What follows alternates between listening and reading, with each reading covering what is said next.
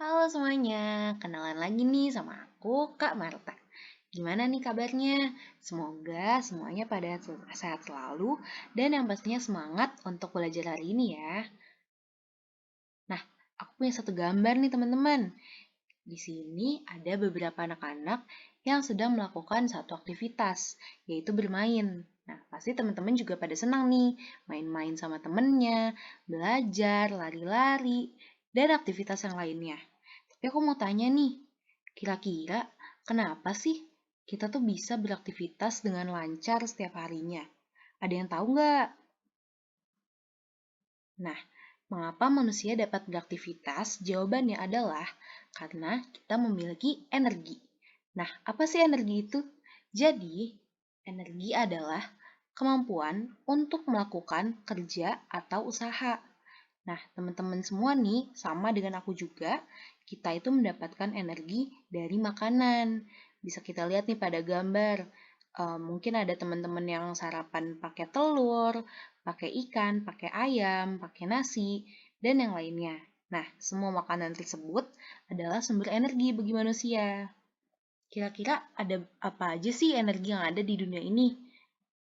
Nih, salah satunya nih ada energi matahari, di mana matahari itu bisa memberikan suhu bagi bumi nih. Terus teman-teman juga pasti sering lihat nih ibunya ngejemur baju. Nah, penjemuran baju atau proses pengeringan baju itu pasti menggunakan energi matahari. Selain itu ada juga nih yang namanya pembangkit listrik tenaga surya, yaitu alat memanfaatkan energi matahari untuk diubah menjadi energi listrik. Yang kedua itu ada energi panas, di mana panas ini dapat mempengaruhi suhu lingkungan di sekitar kita nih teman-teman.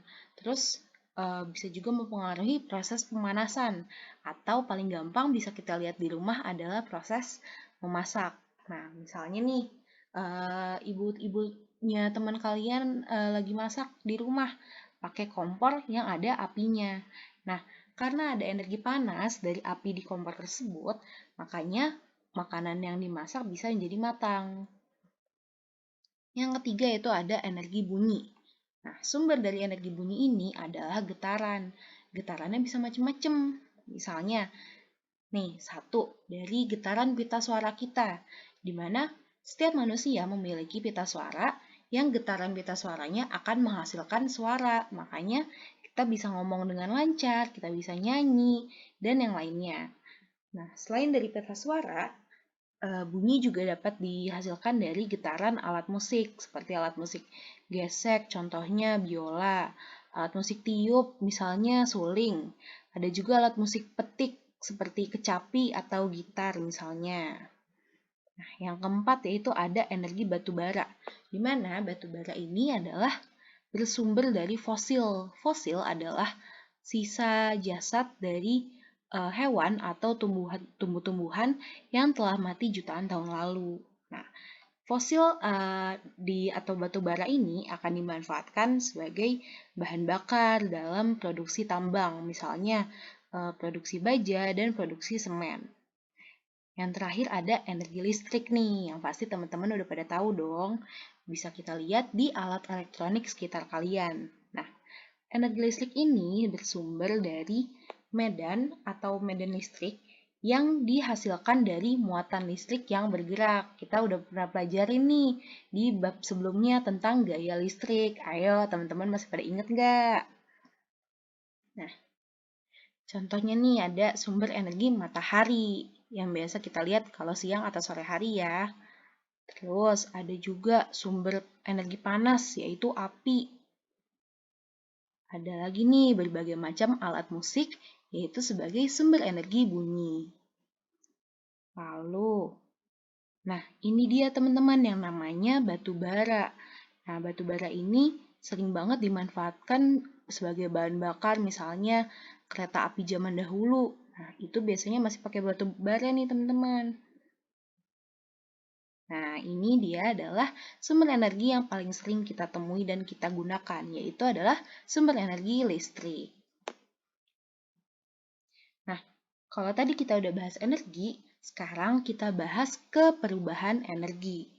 di mana perubahan energi berlandaskan kepada hukum kekekalan energi yang berbunyi energi tidak dapat diciptakan atau dimusnahkan dan energi hanya dapat diubah dari satu bentuk energi ke bentuk energi yang lainnya. Jadi, energi di dunia ini itu gak akan pernah hilang teman-teman, tapi akan berubah bentuk menjadi bentuk energi yang lainnya. Nih, kita lihat contoh-contohnya yuk. Yang pertama ada perubahan energi matahari menjadi energi listrik.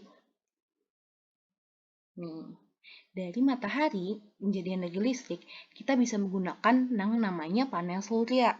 Nah, panel surya ini akan menyerap panas dari matahari, lalu energi panas tersebut diubah menjadi energi listrik, di mana arus listrik yang dihasilkan akan dialirkan ke rumah-rumah atau ke generator di berbagai tempat. Yang kedua ada perubahan energi angin menjadi energi gerak atau energi kinetik. Nih, kita bisa lihat contohnya di mana angin itu dapat menimbulkan suatu gerakan. Nah, gerakan ini akan menghasilkan yang namanya energi kinetik untuk menggerakkan kincir angin. Nah, gerakan dari kincir angin ini biasanya akan digunakan untuk menggerakkan turbin pada generator, atau nih contoh lainnya juga bisa kita lihat ketika nelayan mengembangkan layar kapal. Nah, kita bisa lihat tuh ada angin yang menggerakkan layar kapal tersebut. Itu juga merupakan salah satu contoh perubahan energi angin menjadi energi gerak atau energi kinetik. Nah, ada juga nih perubahan dari energi listrik menjadi cahaya dan juga energi kimia menjadi cahaya. Kita lihat yuk contohnya. Nih, kalau teman-teman lihat di sini ada gambar bohlam yang belum menyala. Nah, bohlam ini berarti belum dialiri oleh energi listrik. Ketika suatu bohlam dapat dialiri oleh energi listrik, maka bohlam tersebut akan menyala dan mengeluarkan energi cahaya. Gak cuma energi listrik nih teman-teman, tapi ada juga energi kimia yang bisa diubah menjadi energi cahaya. Bisa kita lihat yaitu pada baterai. Nah, contohnya nih kalau teman-teman punya senter di rumah.